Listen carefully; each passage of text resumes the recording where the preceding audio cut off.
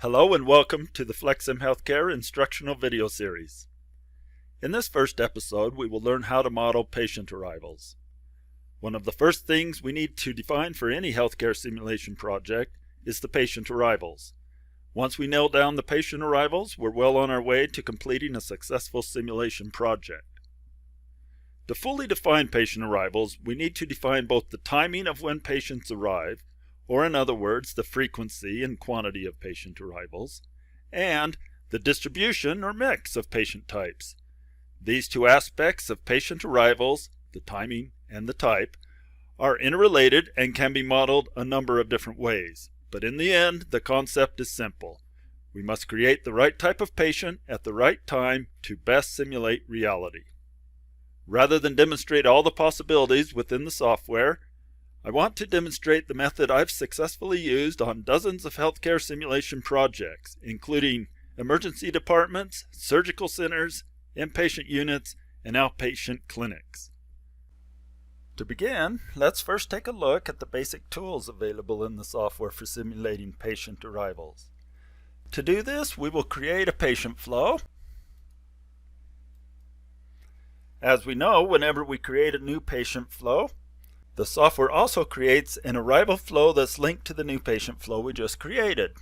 Let's look at the block of 4 activities that's created automatically for the arrival flow. The first activity in the block is named Source and is a date-time source. In the process flow library, the date-time source is right here. As you can see, there are some other options in the library for a source, such as this enter arrival source.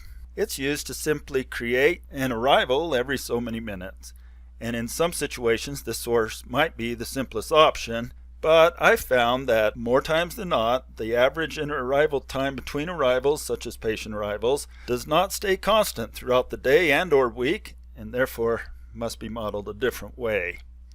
The date-time source turns out to be a great way of modeling arrival rates that vary over time. It also can be used to model scheduled arrivals, or even model a volume of arrivals that occur within specific time periods. It's for this reason that the date-time source, which happens to be the default source in the arrival flow, is the go-to source activity for healthcare simulation. Let's take a look at the parameters of the date-time source and see how all this flexibility is possible with one source element.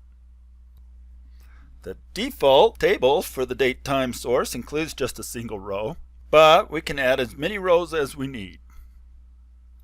Each row in the table represents an independent arrival description where we can specify a quantity of patients we want to arrive within a time period defined by the start time and end time fields. The quantity field can be defined with either a constant value or an expression that returns a value. A common expression that gets used here is the Poisson distribution because it returns discrete positive values. So if I were to type this, then at the beginning of this row, this expression would be evaluated and a sample would be returned from the distribution. Let's say it returns 7, then 7 patients would arrive in this time period. It gets reevaluated at the beginning of each repeat for the table. This is how you repeat the table right here. By default, it's not repeating. If I were to repeat it daily, then it would evaluate the Poisson distribution at the beginning of each day to determine the amount of arrivals for this time period. We can repeat indefinitely or put a count value in here of how many times we want to repeat. Notice that we can define a set of labels for the patient arrivals. These labels will be assigned to the patients. We can add numeric labels, string labels, pointer labels, etc. These labels will be attached to the patients as they are generated during the time period for each row. We can define as many labels as we want. If I create a FlexScript label, for instance, and were to give it the name age, and then for the value used an expression like D uniform 0 to 100, then each patient that is generated during this time period from 8 to 8:30 would be assigned an age label with a value ranging from 0 to 100. discrete values. So those would be the age of each patient, let's say, assigned randomly. You can also just put a value in here. So it's just like the quantity field. You can use a constant value or an expression to define your labels. But if you use an expression and want it evaluated, then you would need to use the FlexScript label. A number label would just be a numeric value. You could just use a constant number there. Or a string label is going to be text. Maybe you're going to use gender as one of your labels. And it's a text label, so I could write male or female. And every arrival in this period then would be a gender male. So these labels are really handy. They're a key part to how we model in the software, and oftentimes you'll want to make those assignments right here in the arrival table. A note needs to be said regarding this field called time mode. If we keep the default option of use model start date and time, then the times entered into the start and end times for this field in all fields are absolute times referenced from time 0 of the 0th day of the simulation run. So this default start time entry shown here represents 8 hours from time 0 on the first day of the simulation, or in other words, 8 a.m. on simulation day number 0. The software automatically strips off the day's number if it is 0, like the day would be the first entry, so let me 00 colon, but look, as soon as I click off, it strips it away. Same thing with the seconds. If I remove the last digits, it assumes what I entered was hours and minutes, and it puts seconds on it. That's to keep it from being confused with the first 2 digits being the day. That makes sense. So for days 1 and above, if you have entries for those, it'll look like this. So that'll be day number 1, which is really the second simulation day because the first day is 0. That'd be simulation day 1, hour 8:30, no seconds. These times can be imported from Excel, and I'll show you how you can format with 4 entries, day, hour, minute, and seconds in Excel later. Now, what about the from time 0 option here? Well, in this mode, the start and end time columns are considered offsets from whatever time the simulation starts. If the simulation start time is midnight, time 0:0, 00:00, then this option and the previous option will give the same results. However, if the model start time is 8 a.m., like it is by default, you can click here to see what your model start time is. By the way, this opens the model settings window. So unless you change it, the default for your model start time is 8 a.m. and it'll put in here whatever date it is when you first start your model and save it. So if the model start time is 8 a.m., then a start time field entry of 8, like this, which is also the default for the first row if you'll remember, it will begin 8 hours after the start of the simulation, assuming you have the from time 0. This is an offset then. 8 hours offset from a model start time of 8. So in other words, the first arrival's start time would be 1600 hours or 4 p.m. One thing I should have mentioned about the previous option is that if we have arrival start times defined earlier than the model start time, then the arrivals will not happen. For instance, if we're back in this default option of use model start date and time, and I have an entry of 07, then it's possible that some of these 5 generated quantity Poisson 5, whatever it returns, 7, some of them probably are going to try to arrive between 7 and 8, which would be thrown away. Those would be thrown away, so keep that in mind. To eliminate all this confusion, I like to use the default option to use the model start date and time, and then just make sure I do not have any arrivals defined before the actual model start time. Or if I do, I need to realize they're going to be thrown away on the first day of the simulation, and then if days are repeated, they'll be picked up in the second, third, and fourth days. Typically, for emergency departments and inpatient models, the model start time will be set at midnight anyways. You'll be changing this to 12 a.m. on the first day of the simulation. Okay, close that. We still need to talk about these two fields at the bottom, the arrival spacing field and the offset/variability field. The arrival spacing defines how the quantity of arrivals is going to be spread across the time period. And there are three options here, as you see: at scheduled time, evenly spaced, and randomly spaced. For the at scheduled time option, the entire quantity, as defined by the quantity field for the row, will arrive together right at the start time for the period. Now, evenly spaced, as the name suggests, will space the quantity of arrivals evenly across the period, with the first arrival always exactly at the start time, and each arrival thereafter arriving exactly X minutes later, where X is calculated by dividing the time period by the total quantity of arrivals for the row. Basically, it's spreading them across the arrival period without putting arrival at the very end of the period, because that would conflict with the arrival of the next period. Now, randomly spaced. This option, well, each arrival for the quantity will be assigned an independent, uniformly distributed random arrival time between the start and end times for the period. Then the arrivals will arrive per that randomly assigned time. This method for generating random arrivals within the period mimics an exponential distributed inter-arrival time, incidentally. Okay, the offset/variability field is used to apply a separate time offset to each of the individual arrivals within a period. It makes the most sense when at scheduled time option is being used here for the arrival spacing, and the quantities are set to 1. In other words, making this look more like an appointments table, where each row represents one arrival to arrive at a certain appointed time. We can remove all these rows, and let's get this back.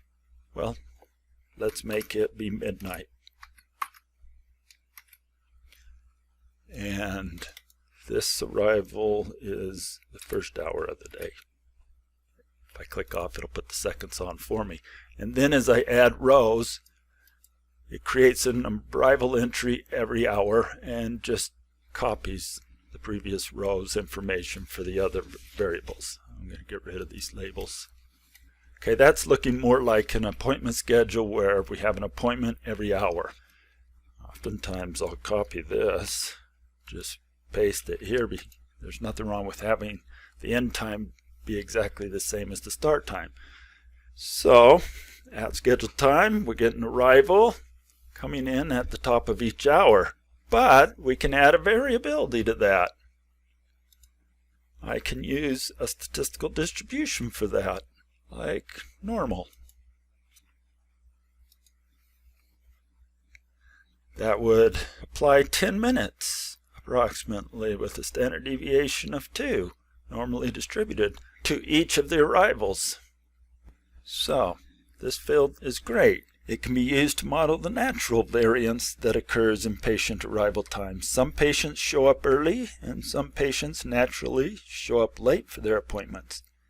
In the case where patients are told to show up for their appointments 15 minutes early, an expression that might realistically model this could be something like -15, so it subtracts 15 minutes off of their appointed time, and then adds back in a normal distribution with whatever you want to add or subtract to the 15 minutes. Actually, I think you'd want it to look more like this, 0,10. Yeah, where the mean value of the normal distribution is 0. So you'll have majority of people show up right at 15 minutes beforehand like they were told, but then it has a standard deviation of 10 minutes to vary both sides of that. That's just one example of how that field might be used to add variance to patient arrivals in an appointment schedule scenario. Now, when using a variance expression like this that could end up subtracting time from the scheduled time, it's important to choose a model start time that can accommodate this behavior, or else some patient arrivals could possibly be forfeited at the beginning of the simulation run. So if your first arrival is at midnight, like my example here, if you were using this for your variance, I'd want to start the model run the day before at about 11:30 p.m. It's kind of awkward to have a scheduled arrival at midnight, though. Doesn't make sense. You're just going to be like 8 in the morning or sometime like that. So you wouldn't be defining a start time of a previous day. One last thing to point out is that the cells in the table can be edited using this field down here. So like the quantity field, we can come down here and type, and the advantage is that it provides a wider field or even a full page editor like this to type your information in. Plus you have these pick options here to help you. For instance, these distributions like Poisson. That's what a Poisson distribution with a mean of 5 looks like. It'll give us 1,000 samples. Notice none of the samples are negative. And this applies for our labels as well. So if we have that flex script label of age, for instance, I could have come down here and chose a statistical distribution of D uniform, discrete uniform, and put my 0 to 100 in here. Now it's not very pretty up here. You see all the code associated with it. If I click either here or here and look at the full page editor, see all this code?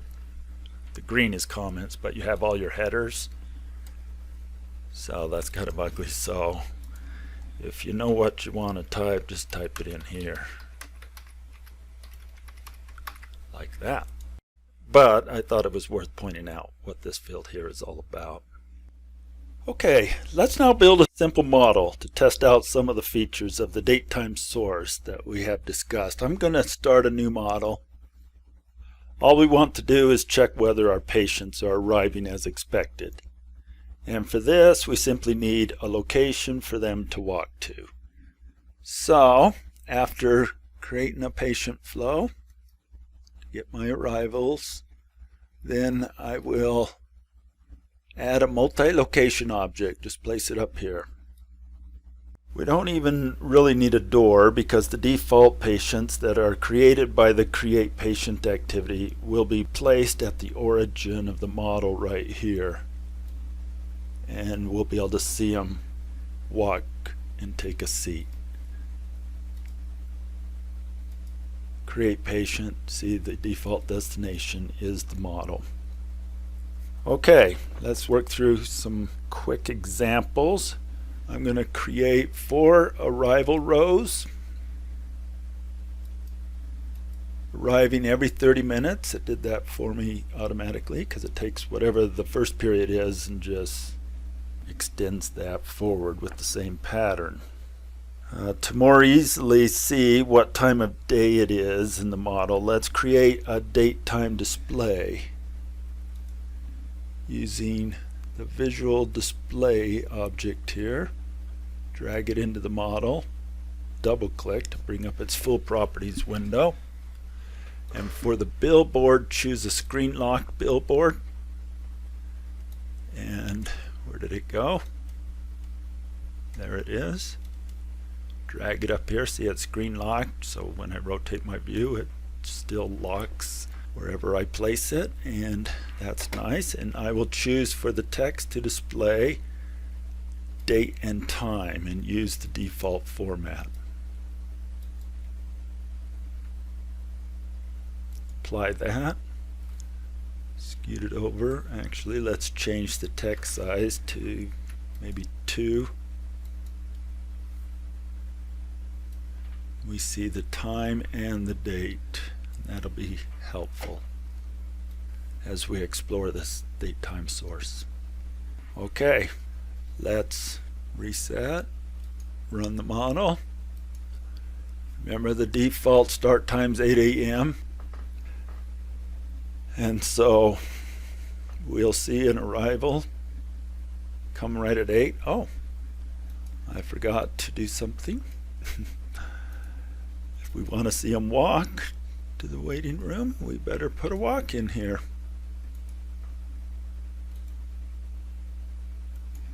And sample this waiting room. Okay, now we'll be able to see what happens a little easier. Reset, start running. First patient comes right at 8 a.m. And why is that? Because our arrival spacing is at the scheduled time. Let's step the model forward to see our next arrival, which will come at 8:30. Right on the dot. Step again up to 9 o'clock. The next arrival, and last arrival at 9:30. Okay, now let's see what happens when I change my model start time, and I'll do that using this button on the properties page itself. What happens if I change the model stop time to 9 a.m.? Reset, run. First arrival comes at 9 a.m. That's this arrival defined on row 3. The first 2 arrivals were ignored.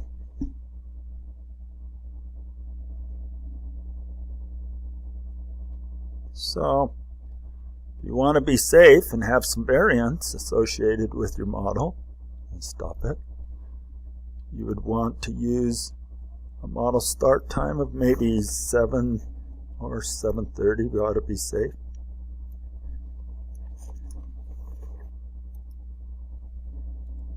Okay, now I can use a variance here and feel comfortable that I'll get all 4 of my arrivals on the first day.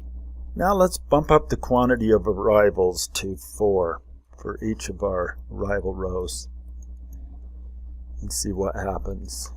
Okay, our model started at 7:30. 4 arrivals all came in instantaneously right on the top of the hour at 8 a.m.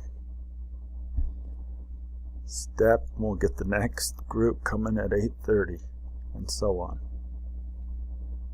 Okay, that's what happens if we use at scheduled time. Now let's see what happens if I use evenly spaced. Reset and run. Looks like I'm starting at 7 instead of 7:30. I must have mistyped, but let's keep going. Okay, so at 8 o'clock, I'll get my first arrival right on the dot. The next one will come, at 8:07 something. What it did is it took the 30-minute interval, divided it by 4, which comes out to be about 7.5 minutes. And then that will be the inter-arrival time for the following 3 patients. Okay, let's stop the model. Look at what happens if we use randomly spaced. Reset, run. We got to get at least to 8 o'clock before we'll see any arrivals. If we don't see one right on the dot, we don't know when it'll come. There, came at 8:12 something. These are all independent arrivals, all 4 of them. They're not dependent upon the arrival time of the previous one. So you could get 2 just coming right on top of each other and then have a long wait for the next one. It's totally random.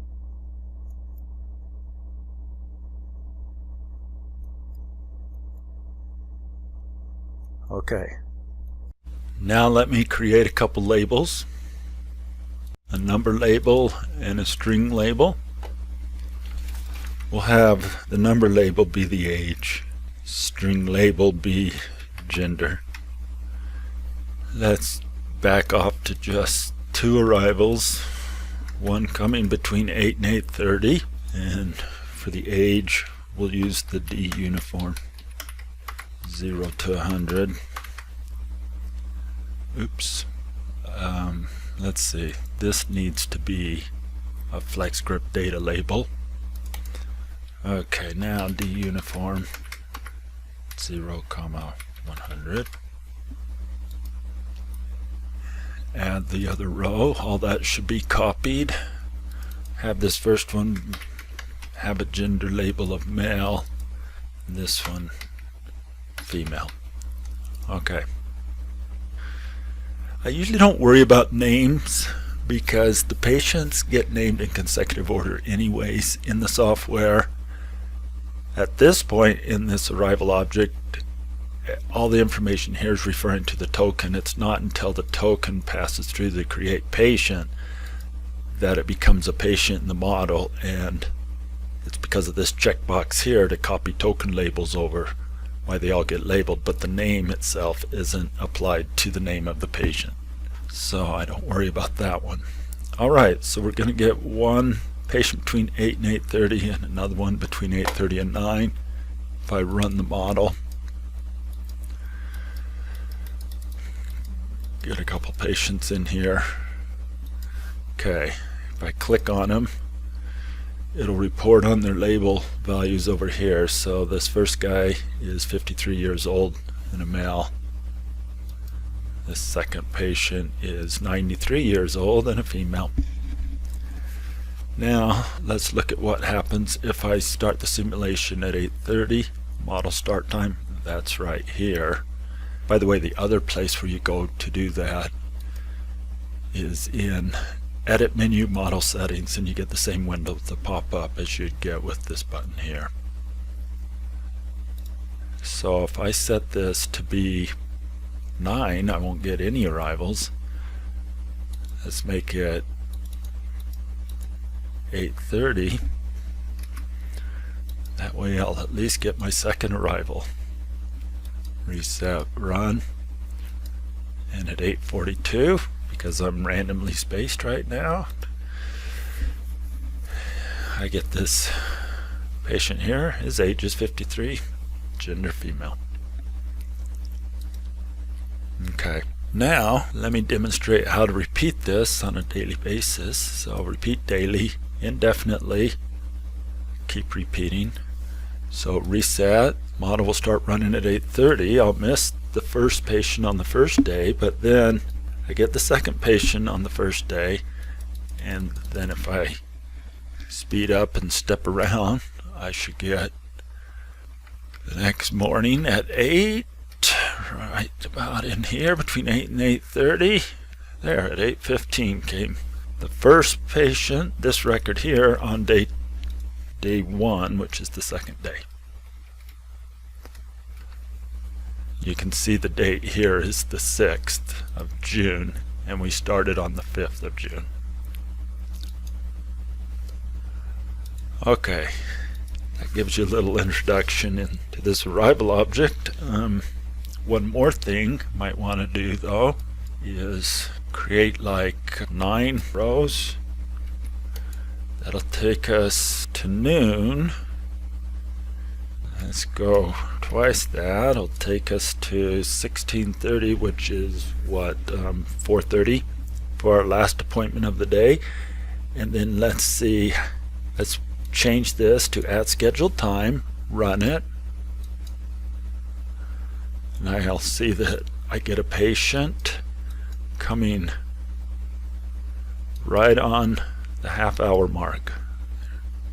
There's the third patient at 9:30, missed the first patient still, and so on. So this would be a case where I would want to back this off to 7:30, so we get that first arrival that comes between 8 and 8:30, even if we put a variance on here. And let's use that variance I talked about earlier, -15 plus normal 0,10. Won't worry about the random number stream. Okay, reset, run. When do you think we'll get that first arrival?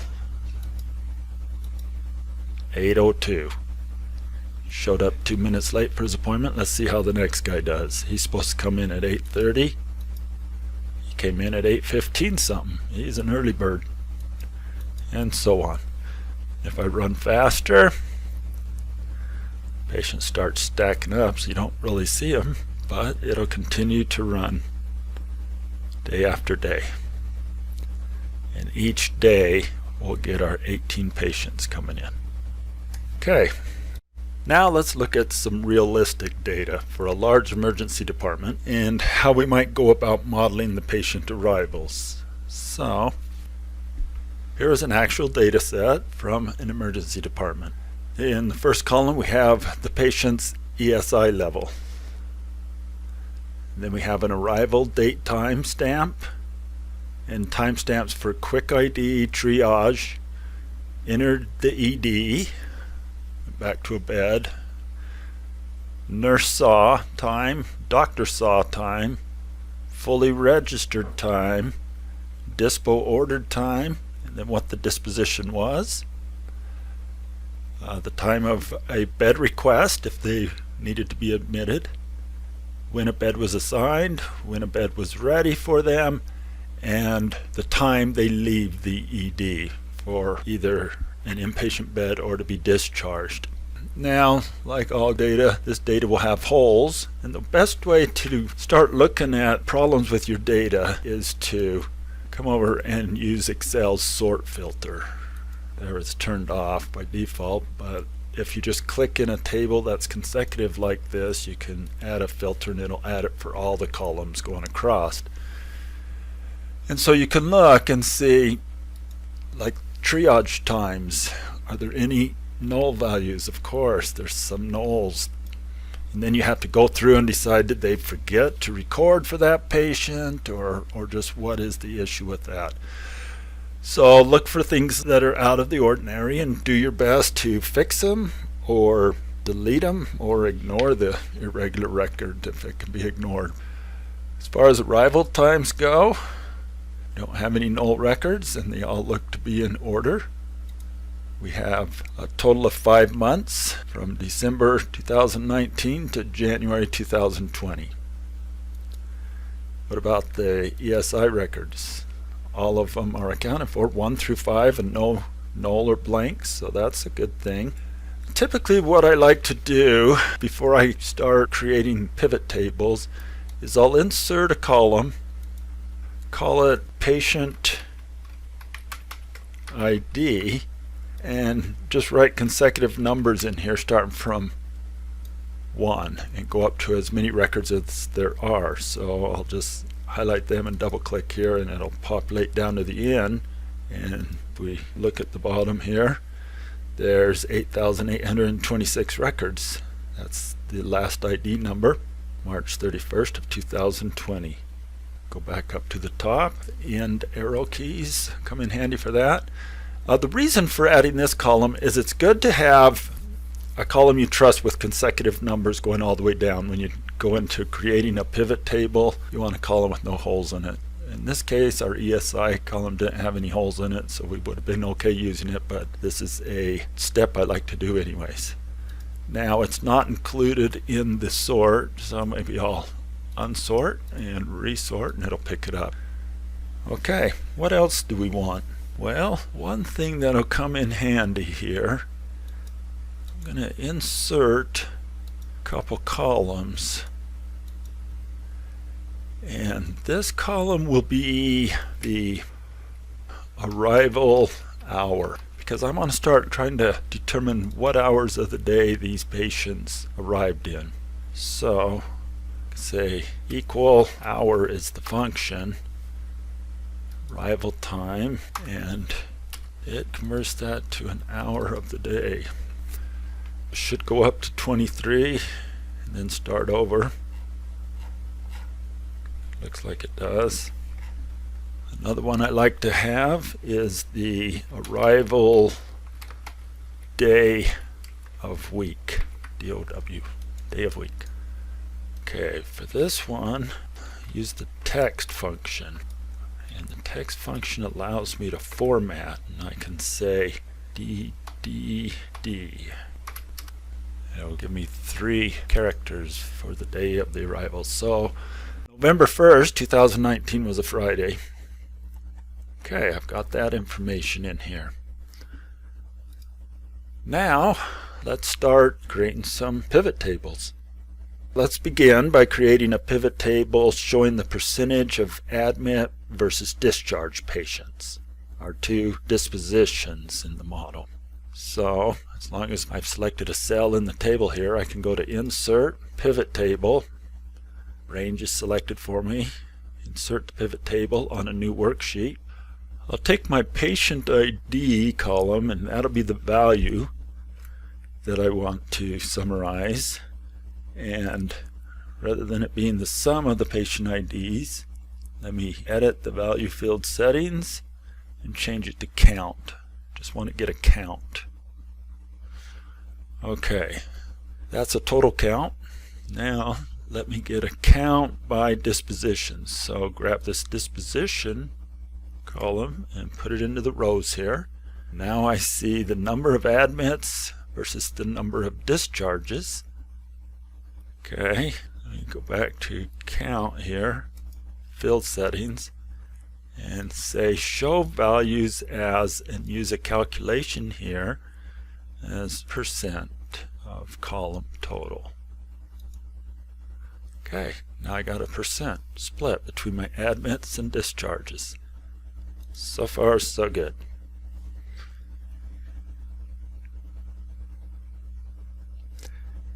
Now, let's create a pivot table showing the probability distribution of patient acuities, the ESI values in other words, for each of the two dispositions.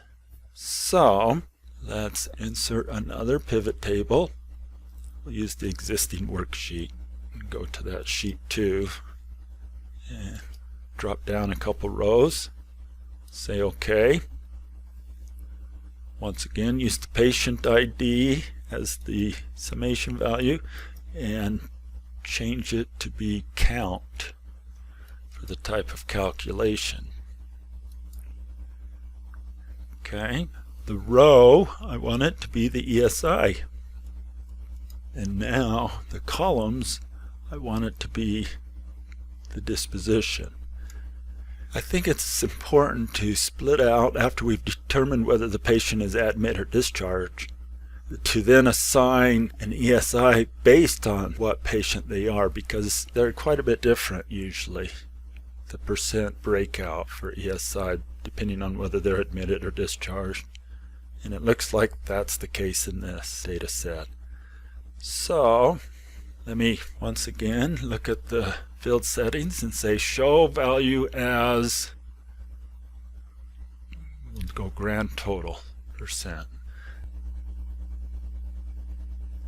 Something doesn't look right. Let me go back into the value field settings. I can get to it by right clicking here as well. And let's do percent of column. That's better.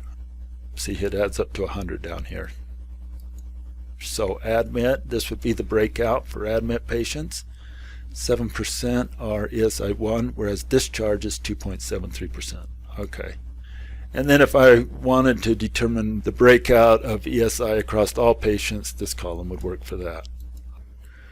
Finally, let's create a pivot table to find the number of patients arriving each day. So how do we do that? Well, let's insert a pivot table. Use the existing worksheet, drop down a couple rows, place it here. Okay, so once again we're looking at a count of patients. So this is the column I want to drag in here and change it to count. And as far as the rows go, we'll use the arrival hour. We want to get a breakout of patients in a day by hour. No, I don't want by hour yet. Let's remove that. I want to get it for every day. So I'll drag in the arrival. It automatically groups it according to years, quarters. But you could look at it all here, but that's not what I want. So I'll right click on the date over here, choose group, and I'm going to group by days and remove these other groupings. And that should give me a list of every day of the data set. and how many patients arrived in that day. Okay, now let's look at some statistics for daily patient arrivals. And we'll look at the average, the standard deviation, the min, the max, the mode.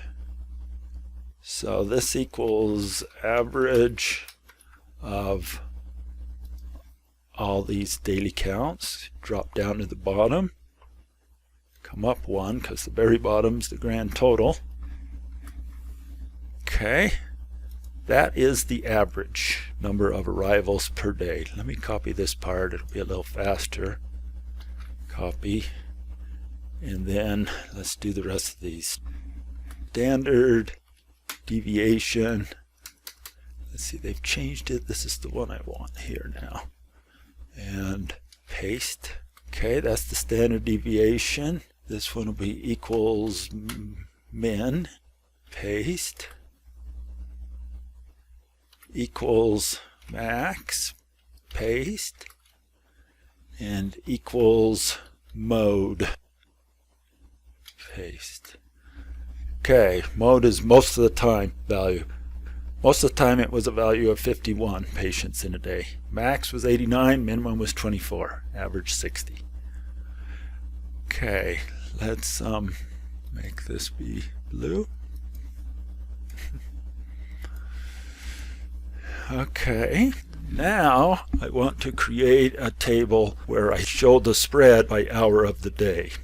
Well, let's go back to our patient data table and insert another pivot table. Existing worksheet. Let's place it right here. Patient ID for the value again.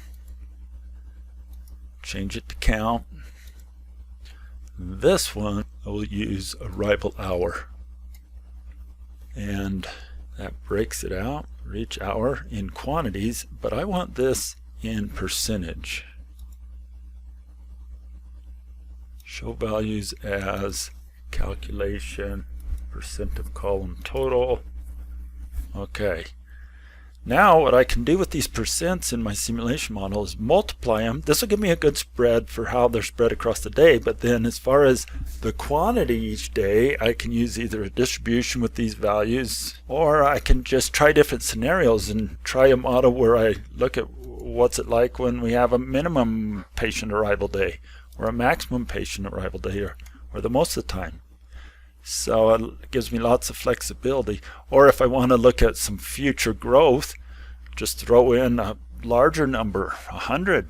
How do we handle 100 patient per day average? But then what's nice about this is it'll spread them across the day like you would expect according to the historical data.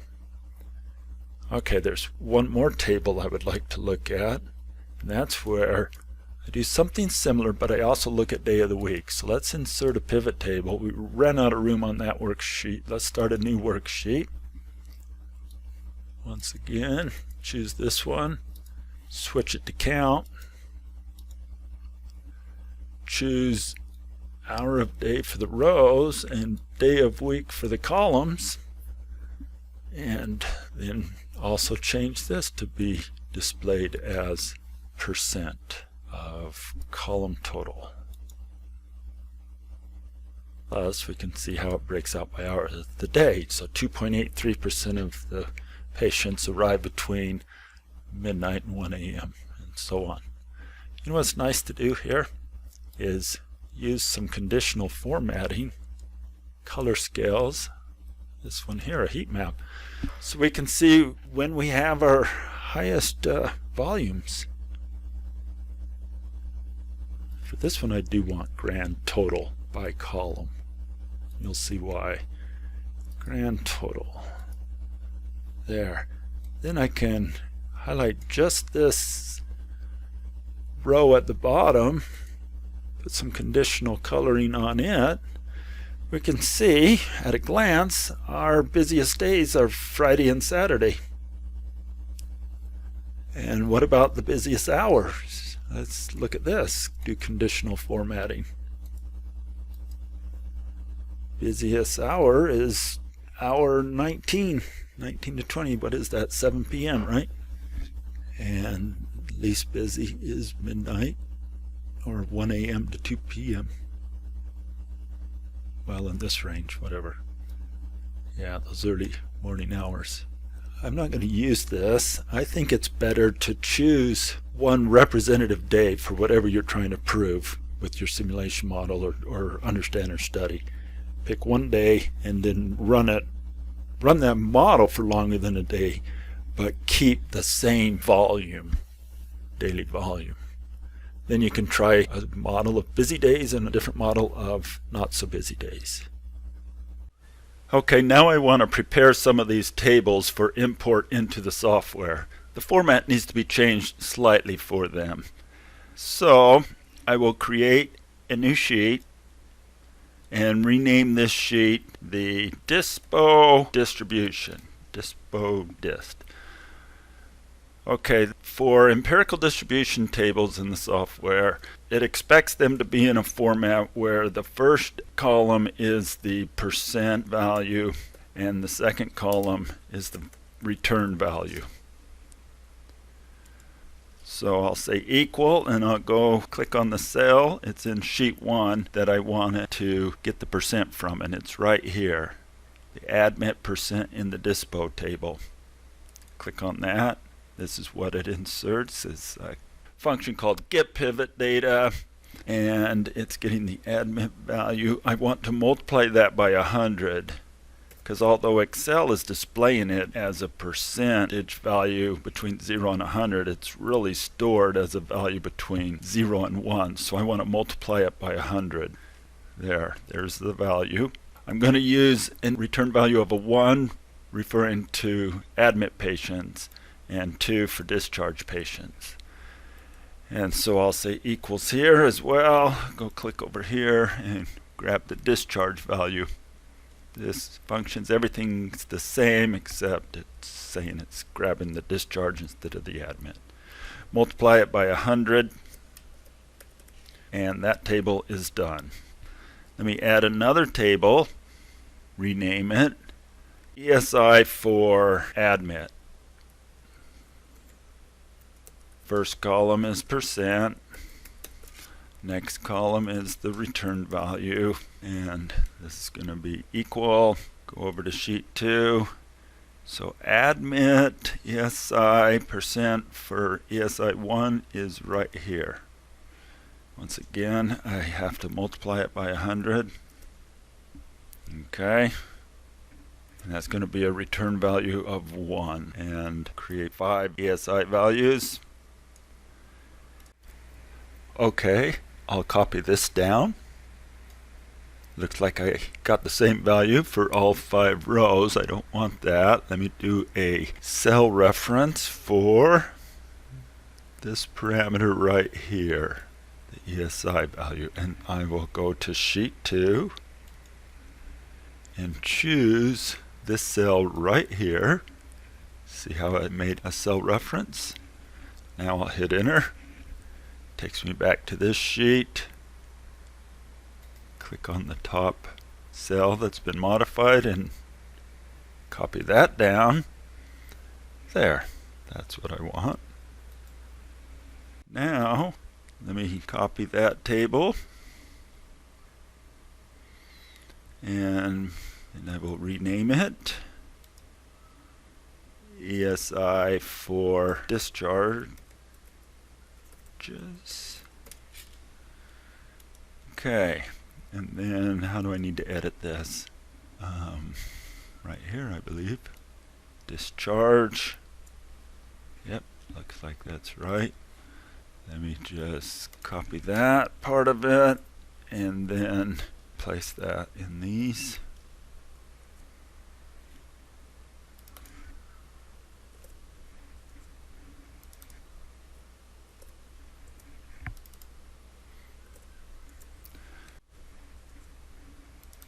Okay, looks good. Now, the last table is going to be the arrivals table. So let's rename it arrivals. Now, the format for it. To know the format, I think the best thing to do is go to the software and copy the arrival table from the model. Let me clean up this arrivals table first before I copy and paste the table itself into Excel as a template. Let me remove the labels that I have in here. Let me drop it back down to one row. I'm going to start at time 0 midnight, in other words, okay, and have it go to 1 o'clock a.m.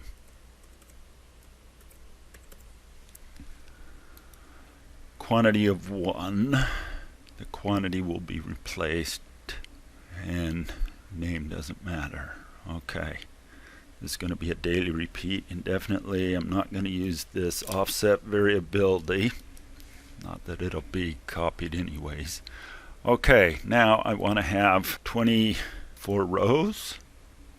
Starts at midnight, ends at the beginning of the next day. Okay, so let's copy all these columns, select them all, and right-click copy or Control-C. Now let's switch over to Excel and paste it in our arrivals sheet. Now we need to redefine the quantity here. It's going to be a calculation, a function of what we find in our daily arrivals table. So I'll say equals, jump over to sheet 2. We're going to multiply one of these statistics here for the daily patient arrivals, either the average or the min, the max, or the mode, would make sense as an experiment, and multiplied by the count in terms of percent for the day, just to get the right distribution across the hours of the day. So I'm going to use the max. So I'll click on the max, and then this is what's in my function bar so far. If I hit F4, it locks it with the $signs, and then I'll use a asterisk to multiply it by this 0 to 1 hour. Okay. The other thing I'll want to do is change this from a 0 to a reference to that. Then it'll be easy to propagate that down. Okay, so it's a fraction, 2.52. If we were to just import these quantities into the software, it would be truncated from 2.5 down to 2 patients, and it'd be 2 patients every day of the model run. I want to put it inside a Poisson distribution. That's usually something I like to do, and I think it's a good idea. To do that, I'm going to concatenate.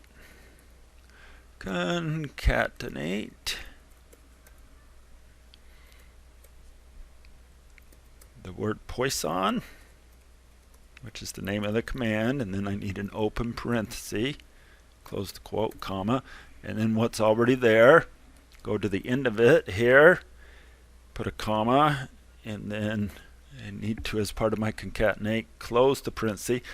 The second optional parameter of the Poisson distribution is the random number stream, but if I leave it off, it'll default to random number stream 0, and it makes it simpler for the expression I need to write here. And what I usually do is reserve the random number stream 0 for my distributions associated with the arrival of my patients, and then I just remember not to use that stream for any of my other distributions in the model, because it's a good idea to have your arrivals be on a different stream. Okay, and close the parenthesis of the concatenate function. Let's see if I did it right. It looks right. It now has a Poisson distribution where the mean value is that calculation. So now I can propagate that down through all the 24 hours of the day. And it's very flexible. If I want to try something besides the maximum arrival rate multiplied by those percentages, I just need to go in here and make the appropriate change to the function.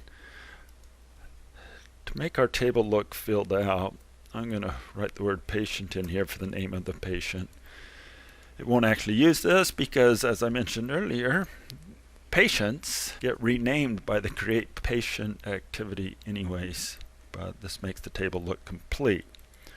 Okay, got everything I need. I've got my DispoDis table, ESI for discharges, ESI for admits, and my arrivals table. So let me hit save and close this workbook, and let me close this table here, and let's start importing things. Well, we know we're going to import the arrivals into the sources arrival table, so let's open the source activity parameters, click on edit arrivals, and there is this button here that will allow us to add this table to the multiple table Excel import tool automatically and save us some work of setting that up. So let me click on that.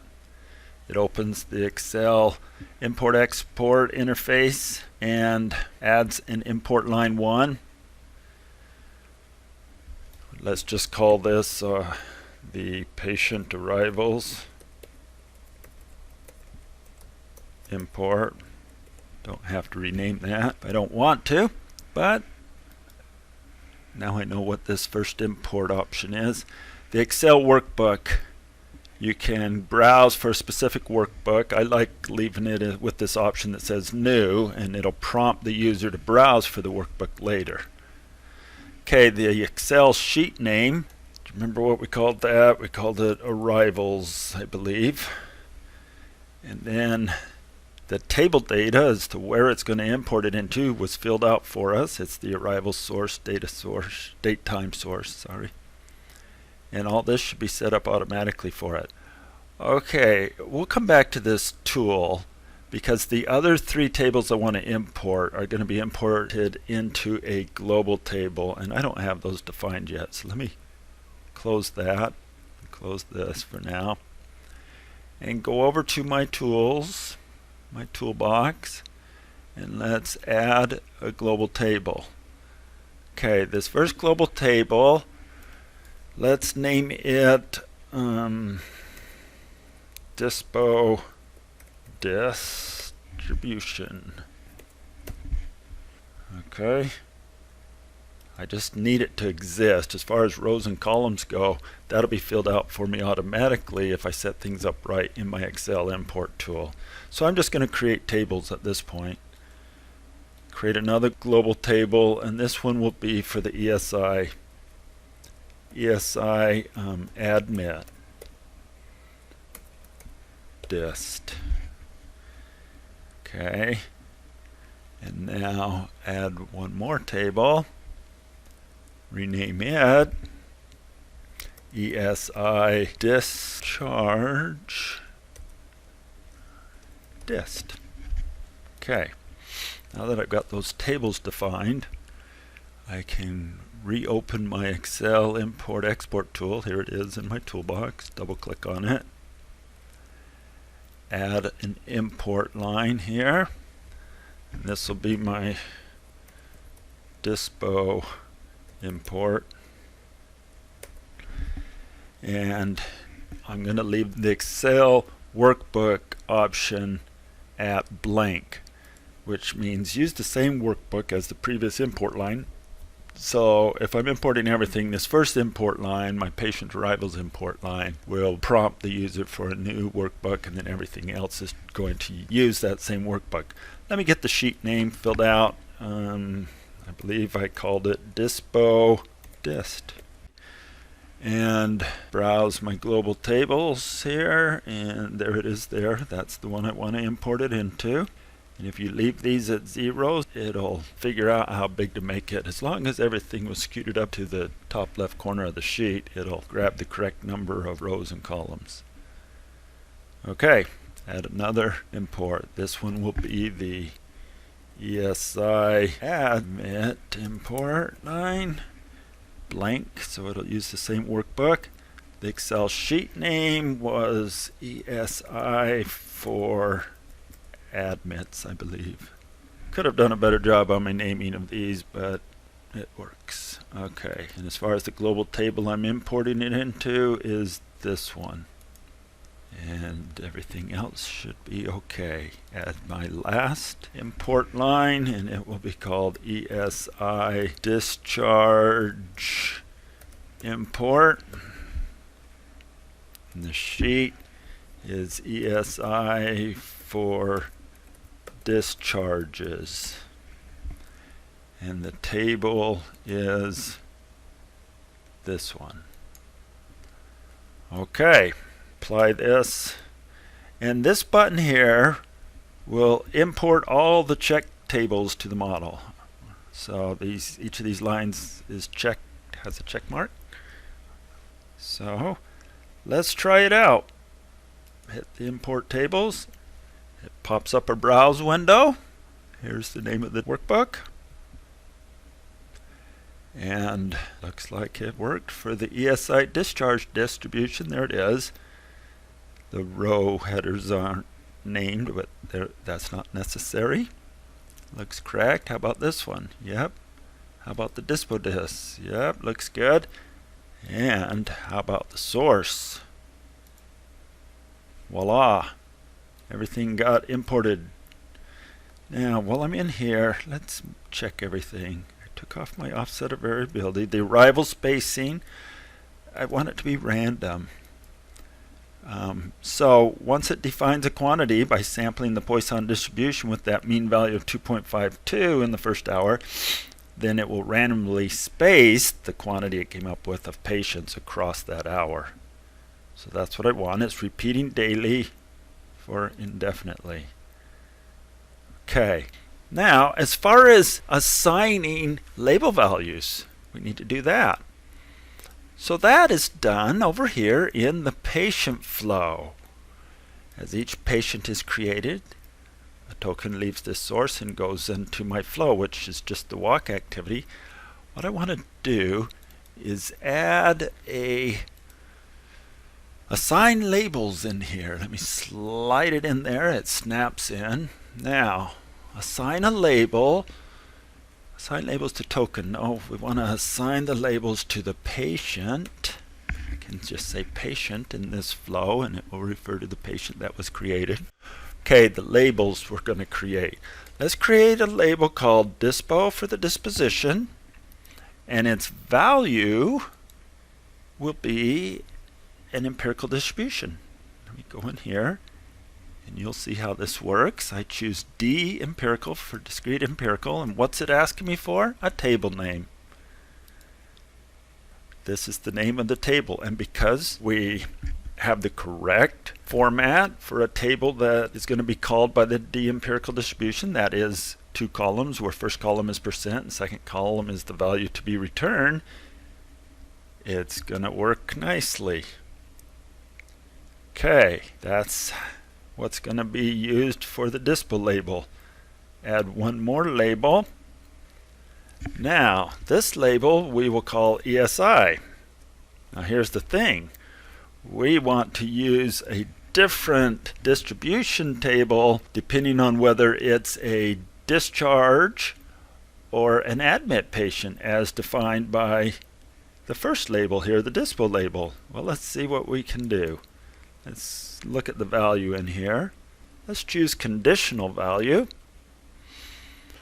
And labels current.dispo. Current is also the patient.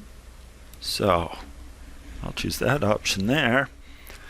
To be consistent, let's keep calling our patient a patient. Use the word patient, but current happens to be the patient as well. So if the dispo is a 1, which is an admit patient, then we're going to use statistical distribution. This is a little different here, isn't it? It just gives you an example. So I'll use that one there. And for the table name, that's going to be ESI admit dist. Okay. I'm going to copy that, paste it here. If it's not equal to a 1, then the false fires, and it's going to be the reference to getting a discrete empirical sample from the ESI discharge dis table. Let's see if this works. Save it. Okay, reset, run. Oh, we're still starting at 7:31. Let's change that. Go to Edit, Model Settings, and our start time, let's set it at midnight. Okay. Start time got changed. Reset, run. Now we should get a couple patients coming in randomly in that first hour. Let's click on them and see what their labels are. Alright, PCI and acuity we didn't mess with, but there's the dispo label. That patient happens to have a dispo of 2, which means it's a discharge, and an ESI of 3. What about the first patient that came in? 2 and 4. And let's speed it up. Get more patients coming in. Stop it and click on them. And we're getting different values for everyone. Alright. Well, hopefully this will get you well on your way to defining your patient arrivals in your models, especially for an emergency department. But hopefully with what I've taught you, you'll be ready to go for any kind of model. Thank you for listening and happy modeling. I would like to provide you with some bonus material showing you some Excel functions that I have used before in my simulation projects that you might appreciate as well. I've added some columns to the end of the spreadsheet here for the patient data where I have shown you how to subtract 2 date timestamps. So here in this column is the time from when the patient arrives to when they were quick ID'd. So what does the function show? Well, I do some checks here. I want to check if F2 is the column, or F is the column of quick ID, 2 is the row. If there is a null in the column for quick ID, then change it to a 0. Else, if the difference in the two values is negative, less than 0, I want you to also change it to a 0. And then finally is the meat of it. I subtract the quick ID time in F with the arrival time in E. So quick ID time minus the patient's arrival time, and then I want it shown in minutes, so I multiply it by 1440. And then that can be propagated down. Just drop this down. You can double click on this and it'll drop to the end of the data that it finds in the column next to it. Okay, triage, I left it null if I found a null. I don't want to use any of the triage times that were null. I don't trust them. Otherwise, subtract G2 minus E2. So there's some examples there. And then this one here, it's a little tricky to do, so I thought I'd better show you an example. This is where you want to keep the arrival times of the patient. Use them exactly in the simulation model, like a trace-driven simulation is what we sometimes call it, where you want to build a model and have it just replay the exact same arrivals that were recorded in real life. But the FlexSim simulation model, in the date time source anyways, wants the information in days, hours, minutes, seconds. Now I know there's a function in Excel called days, but that takes the days part of it out, and it's a number between 1 and 31. It's number of days in a month that are in that month. And that's not what we want. We want it to start with 0 for our first simulation day and go up to as many days as we want to simulate. In this example, let's look at the bottom end down arrow. There's 151 days in this data set. Well, that's a tricky format to get in Excel, so this is how you do it. I suggest you just download this spreadsheet that I'll provide a link to and use this function here. It's taking advantage of the text function. where you can specify a format up to hours, minutes, seconds, and then I just concatenate that with this and symbol. I concatenate it with the number of days as found by subtracting the two values and getting the integer of it in the format 00. I add that with a colon to the rest of it. What is in E2? Well, I lock it as E2. The first date in the arrival column is the one I want to subtract all the other dates from, or from the other dates. Okay, I think if you study that, you'll understand what it means, but you don't have to understand it to use it. But it puts it in a proper format that can be copied and pasted into the software or imported with the Excel import tool in our software.